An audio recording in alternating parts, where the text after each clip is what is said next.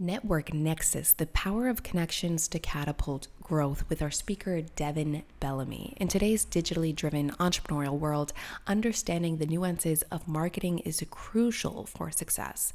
Dive deep into this realm of comprehensive marketing solutions with our speaker, Devin Bellamy, a marketing aficionado who has been obsessed with the domain since the dial-up days. From reverse engineering the marketing strategies of multi-billion-dollar companies to watching the rise and fall of trends, Devin has really seen it all. Drawing from his extensive experience in creating and growing every aspect of a brand's marketing funnel, he will reveal insights on crafting a compelling journey from the first touch to sale and even beyond. Because yes, there's marketing after the sale.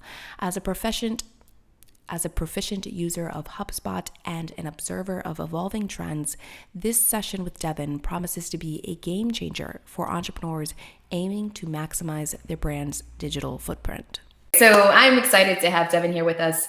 He is our marketing expert, and I honestly, I'm as new to this as you, so I'm looking forward to anything that he can provide us.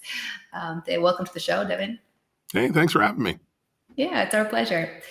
So, okay, first of all, let's give a little background, like overview of your career, your how you got to this point, and all of that, and then we'll hop into some practical strategic advice for the audience. Sure. I currently work at HubSpot. I'm a senior marketing manager in the partner enablement team, which is part of the community-led growth team. So what I do is I work with solutions partners who sell and service HubSpot and create solutions for clients using HubSpot. I have been here for 2 years, but I've been a huge fanboy since 2015. My career has basically revolved around being a HubSpot expert. I've done everything from being a marketing manager all the way up to C-suite, just off of the strength of my ability to leverage HubSpot to help people grow better. And before that, I ran a radio station. Oh, wow. I didn't know that. Yeah, I worked in radio for about 10 years, a little over 10 years. That's why your sound is so on point. Oh, perfect. Okay, so you're gonna have to come hook up our studio when we're ready. Sure, we could talk about it. Okay, so let's get to some practical information just for background. We have a pretty wide spectrum of entrepreneurs, or we're expecting. So anyone from a solopreneur to pre-seed to small to mid-sized enterprises, all the way up to C-level executives, in the C-suite, anyone who's watching for market advice on, like our next series is on climate change and AI and all of that. So these sessions are also available after they air. So it's important to make sure that you're aware of the wide spectrum of audience. Okay, so having framed that, let's get into the questions. Yeah, so this particular expression is about networking, right? So that goes beyond, we can get into the digital aspect of it, but I think maybe just like a preface of what are the go-to tools that any entrepreneur should know or should be utilizing for both on and offline networking? Sure. Well, the first thing in networking, and it sounds, obvious when you talk about it, but most people, if you're like me, it struggles. You got to talk to people.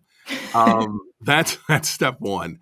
For me, I am a massive introvert. I come across great on camera, but in real life, oh my goodness, I don't like talking to people at all. I don't like I don't like I just don't like people, or I don't like interacting with people. People are great until I have to talk to them. Then it's like, it's horrible. But so the first thing is you have to talk to people and be where people are. That's one of the things that people don't think about when they go to trade shows or go to events, is how to leverage that networking power. the thing is that you have to practice talking to people, and I promise you, the more people you talk to, the easier it's going to be. Hmm. And what I found is the easiest thing to do is, instead of talking about yourself, find out as much as you can about the person you're talking to. Um, because you never know what may come of the conversation. You may develop a new lead, you may develop a lifelong friend, or maybe someone that you'll never talk to again. You never know until you start with a conversation.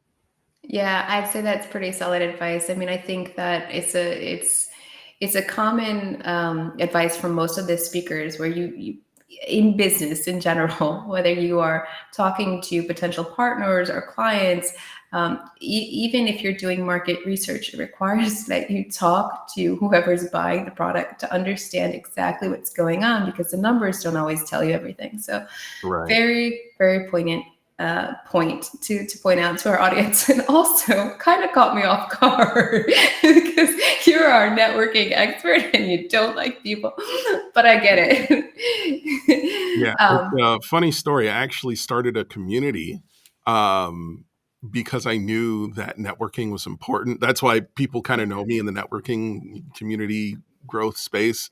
Is I started a group called Black at Inbound, and the way it started was me at Inbound in 2016. And for those who don't know, Inbound is this annual event that is like part conference, part networking, part like rave. I mean, it's this massive event, and it's just wonderful people who are all on the same mindset of growing, be it sales, marketing, rev ops, whatever they want to do. That's the place to go to grow as a professional. Mhm. And I knew that if I wanted to reach where I wanted to go in my career, that I was going to uh, need to meet people, because the best job postings aren't on LinkedIn. The best job postings aren't on any career website because they don't get posted at all. They're people who you know. And so I knew that if I wanted to progress in my career, I'd have to get to know people. But, like we talked about, that aforementioned social anxiety, it was tough. So what I did is I decided to try and guerrilla market a hashtag instead. Oh, And so, because I'm a marketer, I can guerrilla market things all day. I could sell things all day. And so I kind of, fooled myself. I'm not talking to these people. I'm going up to them, talking to them about the hashtag, and then I'm going to grow the hashtag organically. And that's how we're going to start networking and connecting. And that was 2015. mhm, It started as just a whole bunch of people meeting up at Inbound, and it progressed to the next year and the next year, and it's grown. And now I've handed it off to HubSpot, and now HubSpot has turned it into a year-round community. And um, so people can find out about it by going to hubspot.com/black at inbound. But now there's over 1,000 members, and it's global, and the connections that happen there are fantastic. good. Yeah, and I've met people who, some of which I've dealt with professionally. As a matter of fact, I have the job that I have now because of somebody that I met through Black and Inbound. Right. And it's just about going into it and just being where people are. And if there is no space, then don't be afraid to make one. Yeah, I think that's a really good point. Like, if you don't have the space, be innovative, be the pioneer, create it. And that's, I mean, Gain, the network, is essentially for entrepreneurs. My whole mission is to raise up or encourage other entrepreneurs by creating the space for them to interact and, ask the questions that might be considered stupid, but would definitely accelerate your growth path, because there's so much to entrepreneurship and it's really difficult to do it on your own. So networking and, having the right relationships is important for sure. I didn't realize that you handed I mean, did you hand the hashtag off to HubSpot, or was it the entire By the time community? I handed it over to HubSpot, it was already a movement, social media accounts, but it was still very almost decentralized, where it was like, and it was annual. It revolved around the inbound event, and so outside of inbound, it was like everyone was doing their own thing. Sure, we would go off on our connections, whatever, but it wasn't actually a true community unless we were at inbound.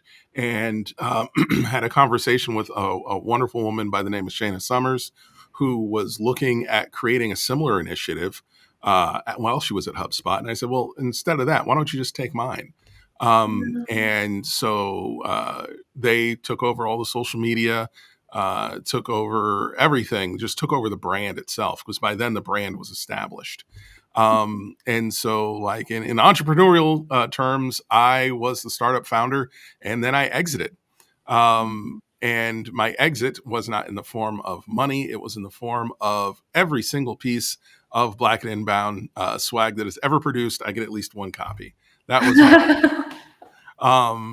But since Oh then, yeah. Shayna and her team have done amazing things with it. Yeah. The Black and Inbound activation at HubSpot, there or at Inbound, there is a whole area dedicated to just networking and education, and it's fantastic. It's grown beyond my wildest dreams. Yeah, that must be gratifying to see that something that you initiated has evolved so grossly. And I saw like they're expecting, I don't know, $14 million economic contribution just because of the event this next year. Like that's the impact that it's Yeah, expected to have, the something impact like on that. Boston, right? Yeah, But yeah, that's yeah. inbound in general. The impact for Black and Inbound specifically is more about social currency, which is key, especially if you're an entrepreneur. Because the thing is that when you think about networking and talking to people, a lot of people are in the headspace that they're looking for more customers or trying to find that right customer fit, which is great. I mean, always, keep an eye out for a customer, but don't discount non-customers. Don't discount people who are not good fit. The reason why is because you can never know what can come of a connection. Case in point, I have a consulting company, very small consulting company, basically me and contractors, and I only operate off of word of mouth. So Mhm. there was a guy that I had met through Black and Inbound in maybe 2018, and he had introduced me to a friend who had that networking mindset where it's just, I'm just going to collect people. I'm just going to just get to know people, find out what they do, what makes them tick, what their values are. I'm just going to get to know people. And a friend of his had a problem. And so the friend of a friend of a friend ended up getting connected to me. And he and I ended up making tens of thousands of dollars on a consulting contract. And the thing is that the client was someone whose social circle I would never be in. I Mhm. am neither in the tax bracket nor the entertainment. Like nothing, these people and I would never be in the same room at the same time. It would just wouldn't happen. But because of the network I had created, and not just created it, but worked it with like-minded individuals who are not thinking about selling something. They're thinking about, who do I know? What is their problem? And who do I know that can solve their problem? That Mm. is where the networking comes into play heavy. It's not Yeah. just about the one-to-one connection. It's about the degrees of separation and the strength of those degrees of separation that can get you into rooms you never would have imagined. I am secretly laughing because this ties to a chat, like a surprise question at the end of the show, but it's all good. We're not going to get there yet. Um, okay, so yes, networking is by far one of the most important aspects of a business, and I think what you said just now is really important to hone in on, because it's not just about, accumulating customers. It is about creating relationships both with, they could just be a friend to someone to know, but they could also become a potential alliance or strategic partner that you could align with to, have a joint venture or create an alternative revenue stream. So networking definitely is something to hone in. But I don't know if all of our entrepreneurs know how to network. Not in the sense like they don't know how to speak, because that's part of it. But also, let's give a solid example. If they're looking to create a community, how do they framework the not just the workflow or like the process of creating the different levels of progress in creating the community, but also the tools and the softwares that they could use to help manage the community and automate certain things within the community so it becomes feasible for them on an operations end. Because I think one of the main objectives when any new thing is presented is always time and money. So I know that was a loaded question, but let me hand it over and let you try to answer at least one of those. Sure. So the first thing, before you start thinking about tools, you got to start thinking about where. It's nice to have your own platform that you own where your community goes to congregate. The downside is there has to be this intersection of things people care about and places where those things, the people who care about that are. So it's wonderful if you have, we'll say, a video game that people are extremely excited about, and there is no centralized location outside of maybe Reddit where people talk about this video game, then that's wonderful for you to create a space for people to talk about this video game. But if there is a different platform existing, like we'll say everybody's talking about it on Facebook, then maybe make a Facebook group that is central to it. Or something along those lines. For instance, there's a trumpet player who passed away in 2006.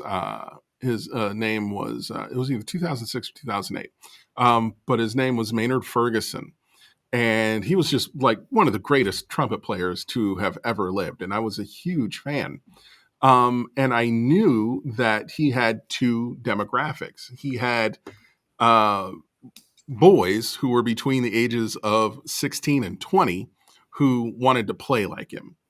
And then there were the people who were older, like their parents' generation, who actually were fans of him in the 70s, the 60s, and 70s, and into the 80s. And so what I did is I created a social Facebook fan page and specifically targeted those people. And now it's been like 15 years later, we have over 70,000 members on that Facebook fan page. And it was just about creating a space within a platform where I knew these people existed and brought them all in. Now, if you're talking about something that's more B2B or something that's more professional interest, then at that point, the marketing comes into play of lead capture, where you can get their data into one place, and then being able to, as you were saying, automate the outreach or automate your social or automate your ads if you're doing ads, but targeting the people whose information you've captured. Um, Coincidentally, HubSpot, the place that I work, that's what our software is for. It's for helping you grow, and in this particular instance, it could be by growing your community by centralizing your all of your marketing efforts into one platform that's based around the CRM, that's based around your contacts, the people whose information you've collected, who have opted in. That's the important thing: is people who have opted in, where you can contact them about something they're passionate about, and constantly adding value while you're doing, not trying to feature dump on them about why your thing is so awesome, not trying to sell them on what it is that you do. Make it so that whatever interaction that you have with them is they're better than they were when they came in and interacted with you in the first place. They go out of the interaction better than they were when they came into it. So adding value in every interaction that you have with the client or potential client, just basically showing up with accountability, with value, all of that great stuff that we've already talked about in the show. With So humanity. yeah, human, being a human, Yeah. letting go of the AI. Yeah. As my friend George B. Thomas says, it's all about the humans. Mm, mm.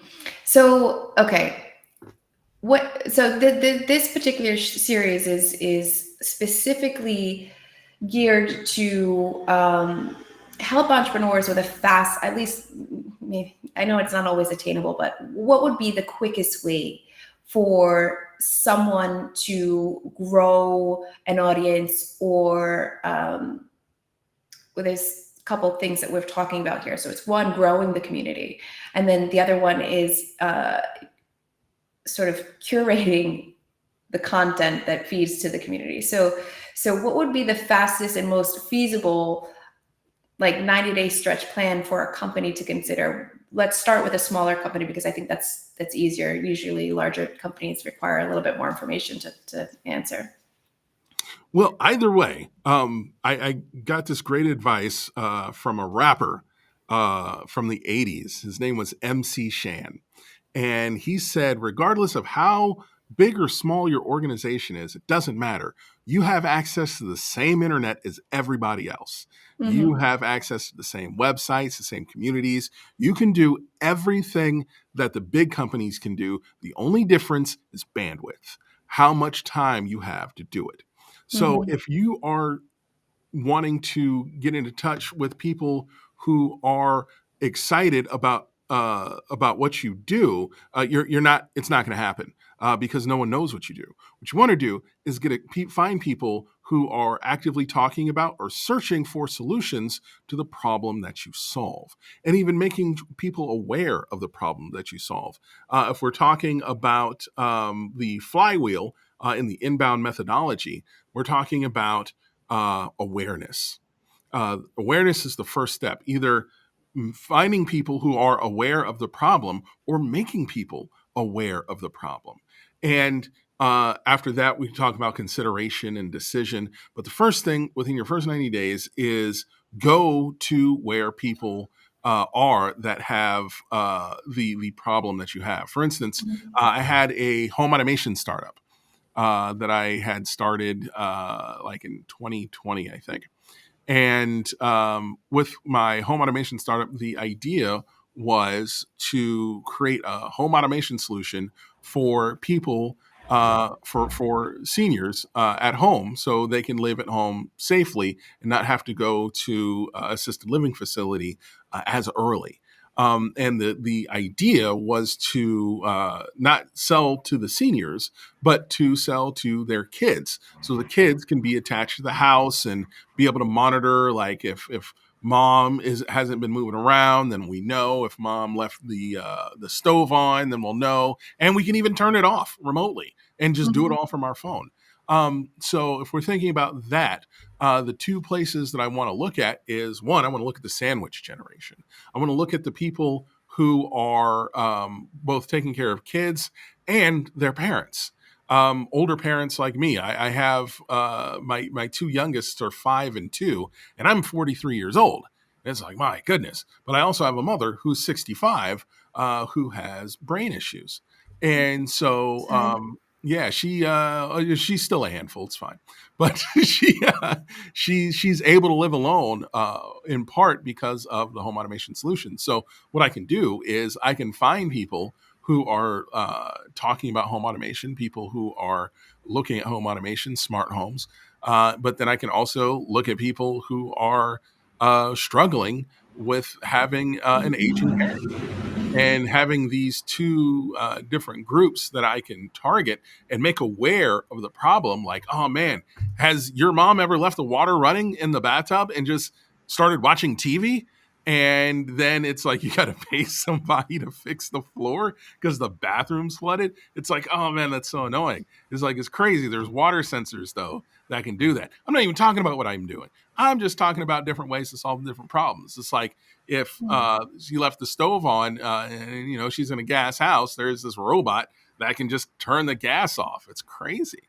It's like, oh wow, that's cool. And then deeper dive going down how to okay, so there's different things. Then but there's systems that can tie it all together. But I'm not a techie, I can't install this stuff. And that's when you start talking about yourself. But the thing is that you get people who are either excited about the problem, or if there is a solution that exists. Like right now, there's a lot of different platforms and forums around these platforms, like Home Assistant, uh, HomeKit from Apple, Alexa, Google Home, all these different platforms that exist, and you can go into their forums and get people interested in what you're doing. But the first step, like we were talking about in person, the first step is talking to people, Mhm. understanding their stories, and talk about how to solve their problems. Because they don't care what you do, they don't care how you do it. All they care about is their problem being solved. Mhm. And so, in that instance, you can talk about it.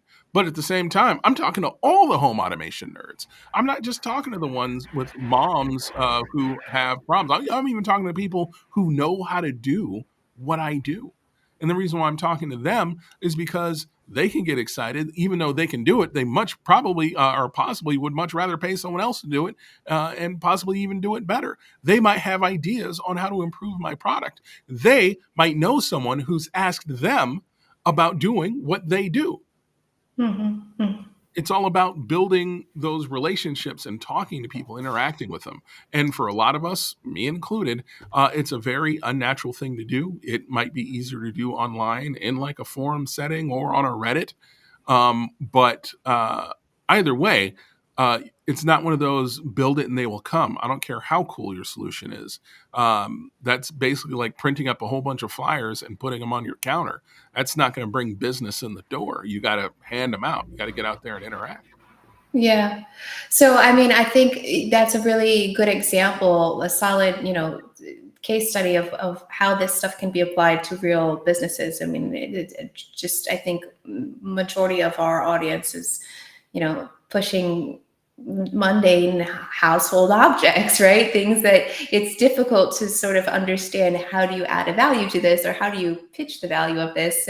So I like the example that you used because I think it could be relatable to them. But on the other, uh, related to this, I think one of the questions that was running through my mind as you're speaking about, going out and having these conversations with potential fans of, or fans of the problem, or fans of the solution, however whichever end of the spectrum they land on, I'm thinking immediately, how long does it take to build those relationships with those people, and or how many of them do you actually have to speak to be before you have insights on what your marketing should be and how you begin communicating the sales pitch? Well, if your product is good and you're in the right place, the sales pitch will happen organically. Mhm. It'll come in. Like for instance, I'm not even selling anything right now, right? Like I'm not actively doing anything with my home automation company. I don't actively promote my consulting company.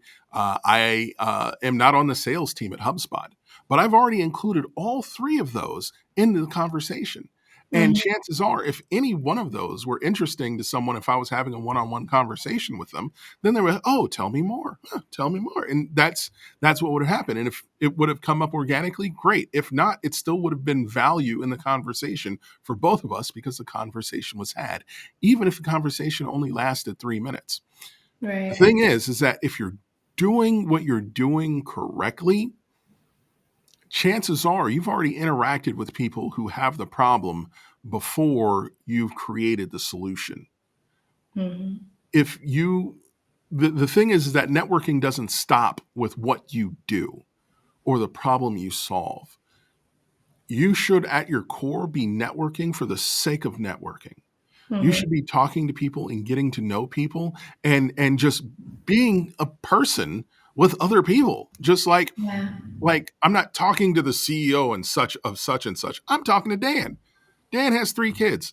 Dan is, moving. What keeps Dan up at night? Oh, that's cool, man. Dan. All right. Well, hey, if I know anybody who can solve that problem, I'm definitely going to send them your way, Dan.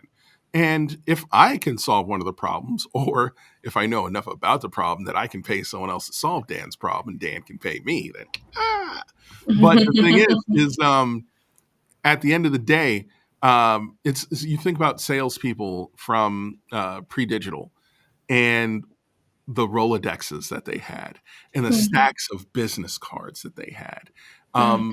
They were only as valuable as their Rolodex. They were only as valuable as their business cards. Mhm. When people were hired, it wasn't just, excuse me, It's okay. when people were hired, it wasn't just about what they knew and how talented they were at selling. It was about who they knew and what Fair. circles they were traveling in. That's the same thing, even more so with solopreneurship and entrepreneurship. You need to meet with people, even if it's something as simple as your local chamber of commerce. Going to networking events, going to trade shows. Oh my goodness, you don't even have to present at a trade show. You don't even need a booth at a trade show. What you can do Mhm. is just go to the trade show and start meeting people and start just talking to them about, what's keeping them up at night, what's going on with you, how you doing. Just get to know them and what's going on with them and what's important to them. Because it's not only are you making excellent human connections, not only are you getting information about what challenges people are facing, but you're getting opportunities, if you're on your first 90 days, to pivot. You might be finding a whole new subsection of this grandiose problem that you're trying to solve, that you can solve that one little thing that has a massive financial potential. When I was Yeah. doing a home automation, the first thing someone came up to me was like, well, can you develop a system that would help homeowners know whether or not their home was in danger during a wildfire? This was during the California wildfires. Mhm. And it was like I had never even thought about that. But had I gone down that path, I could have solved a problem that would have funded everything else I wanted to do. Google's always wanted to make robots. Google's always wanted to make AI. So what are the first thing they do is they create a lucrative search engine that is indexed everything on the planet, and then use that to fuel what it is that their actual goal is. Mhm. Mhm. So, okay, this answers our question in the sense that networking isn't a time based thing, right? It's ongoing, it's continuous, it's something that you should always have in your business. And it applies to both, researching consumers and potentially highlighting or identifying new product opportunities or new markets, but also I would imagine for CEOs or C-level executives that it's also within their own teams, right? Because the more you talk to your teams and you network with your teams, the more insight you have on, potential problems or bottlenecks that they're facing as they're doing this research for you. So networking is an ongoing thing. You must be human to operate a business, whether you like it or not. um, but okay, so that's one aspect. The other objection to anything new that is presented is always, and so let me also just preface that some of these entrepreneurs aren't starting out, they are just looking to reach their marks within the last quarter. So that means something has gone awry this last year, and so they may not be measuring their marketing efforts, or they're not seeing a return on their investment. So having said that, I would ask, how could someone who's not familiar with marketing understand where the best tool, because there's a lot of them now, like a lot of social media platforms, there's a lot of different ways to go about this. How do they start to quantify where their budget should be invested? Well, when you're talking about ROI on investing on your marketing efforts, at that point, what you should be looking at is attribution. So if you spend money, and if you don't have a good attribution tool, if you aren't doing tracking, then you're basically just throwing money out there and seeing what happens. But if you're using attribution tools and tracking correctly, like UTM codes, QR codes, it's things that basically when someone clicks there, you know where they found that thing to click on.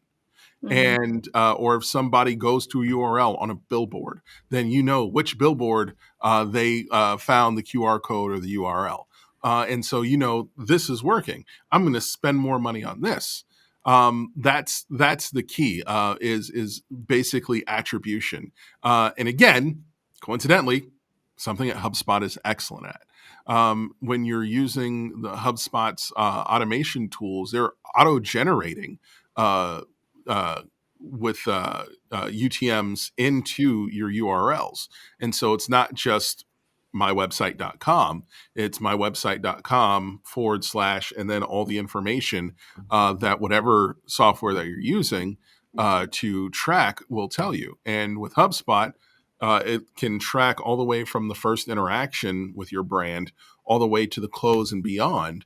And if you have your financial metrics tied in, then you can say this person made me this amount of money, and I can say that they went through this. Therefore, if I take the number of people that went through it and then divided it by how much money I made through that link, I can tell you the value of that link.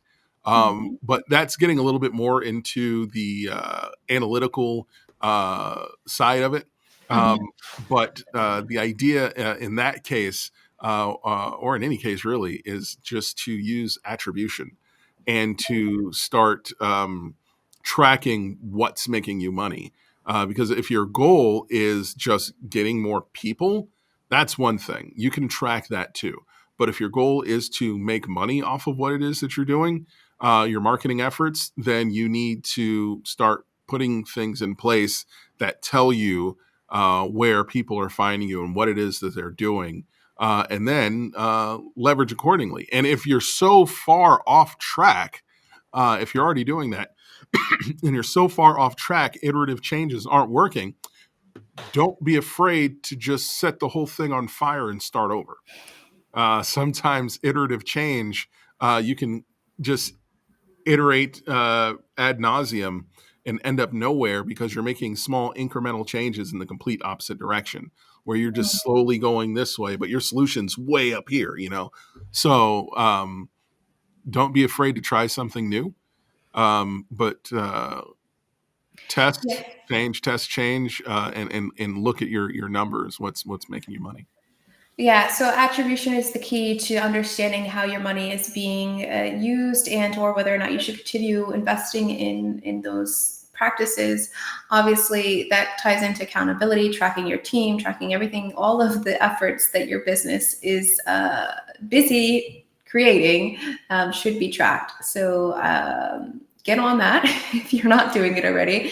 But also, so one of the conversations that often comes up in a new product development or creative meeting is whether or not the time building, cultivating culture, having this community, whether, because it's not something that you can directly track back to the investment. Yes, you can see, whether or not people are joining, but sometimes there's a lag in that process. So how could you say anyone who's watching who has someone to report to within the business, for instance, someone on the C-suite would have to have this conversation with other members of the C-suite. But so how do they make the point that community building is really important for the brand's long-term sustainability and or just, you know, essential health without those numbers, without actual tangible numbers that are tied back to community? Would you have some advice to someone who's in that situation? Yeah. There are I used to work for this one CEO, and he said something that was beautiful. He said, I only care about building two things. Whatever I'm spending money on, it either needs to build my brand or it needs to build my bottom line. If it's not doing one of those two, I don't care. Because the thing is that brand aware, building the bottom line is key. It's number one. It's what make sure that all your employees can take care of their families. And so that's important. The problem is that people aren't always buy ready, and people aren't always the buyer, the decision maker. Sometimes you need someone who is an influencer and a champion for what you do, and how you solve the problem that keeps them up at night. They may end up having just be the ones to take a proposal to the person that signs the checks. And that's when community is key. That's when getting people excited about it, even if not everyone is buying, people are talking about it. Then when they are in a position to recommend a solution, you are top of mind because they're already a fan. Right. You're already addressing the problems that are keeping them up in mind. Not just the problems that you solve, but the problem that keeps your communities up at night. Mm. There is a key distinction there. They don't care if you're a thought leader in widgets. They care about whether or not you're a thought leader in the problem that the widgets solve. So Mm. even if the problem is widget adjacent, you can talk about solutions to that problem.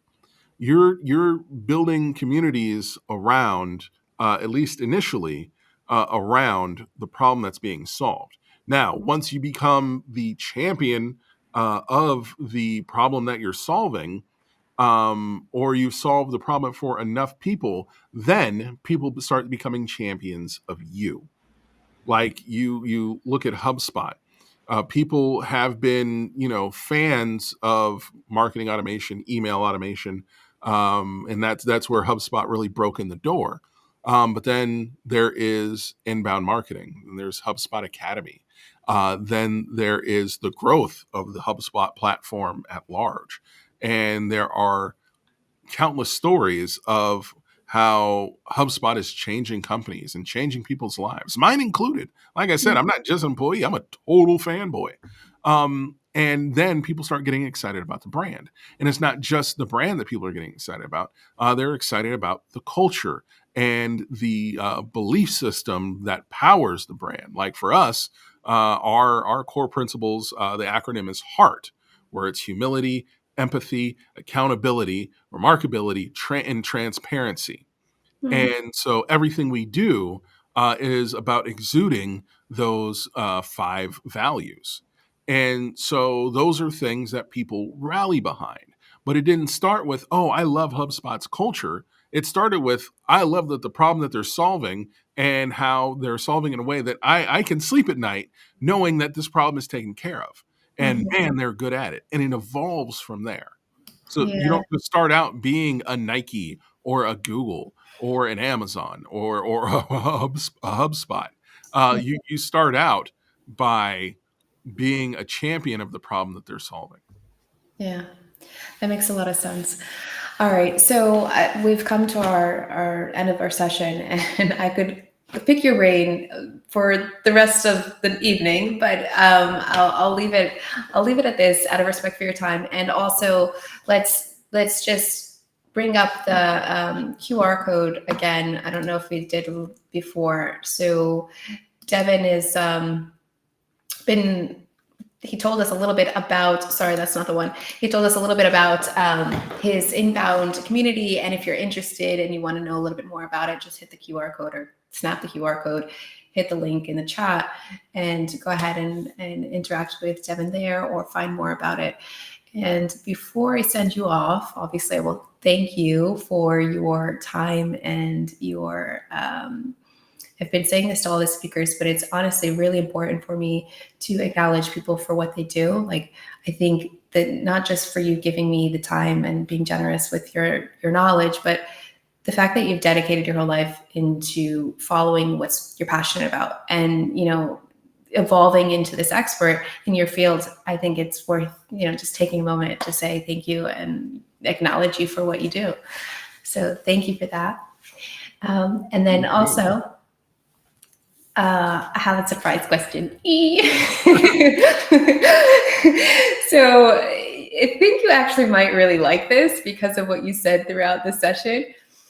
All right. So, I'm looking, my mission is to encourage other entrepreneurs to network and engage and have conversations and all of that. So, this platform shows do that. But I also thought, on reflection, it might be a good idea to lead by demonstration. So, I am testing the theory of 6 degrees of separation. And I'm asking all of the speakers, who do you know who you could call right now? You don't have to call them right now, but that you could call right now, who might know someone who might know someone who could put me in touch with Elon Musk. The reason is because our next series, we're talking about risk. So we're going to be doing a series on risky business, climate risk, AI, cybersecurity, all of that. And he recently said something about AI that went viral, and I wanted to sort of just unravel the conversation. So I'm looking to have a conversation with Elon Musk. Most of our entrepreneurs are on a 90-day sprint to increase their numbers. My 90-day sprint is to get on a call with Elon Musk. I could totally fall on my face with this, but I've been asking all the speakers because I actually do believe in the 6 degrees of separation. I think it might happen. Absolutely. Yeah, definitely the manifest that one. So any remote connection that I would have to Elon Musk are extremely remote. Like I personally would have no idea how to get that guy on the phone, All right. or even who I would talk to. I will say that there was a guy that I went to high school with who at one point was the executive chef on his plane. Wow. That's So, that's the closest I can get to hey, Elon that's Musk. So yeah, something. it's not that many degrees, but yeah, I could say I knew a guy who used to give him food once. Uh, I like the way you stated that. So that's something. And then, I mean, I don't know what's going to happen with this. I really don't. I'm putting it out there. This is a risk, whatever. But, I don't have any qualms about losing face over this because it's fun, right? So if it works out, great. And I'm opening it up. Like if this really happens and I am able to have a call with him, it's going to be a Zoom call with every single person who was involved in trying to make this happen. So if it's a success, you get to get on a call with him too. So well, tag him in all your yeah. social media stuff, and tag his publicist. Find out who that is. Tag them too. Sounds good. Okay, you can actually help me with that because we'll talk about it after. Anyhow, it was a pleasure having you, Devin. Thank you so much again for your time, and I hope that we get to invite you back on another show sometime in the near future. I'd love to. Thanks for having me. I appreciate it.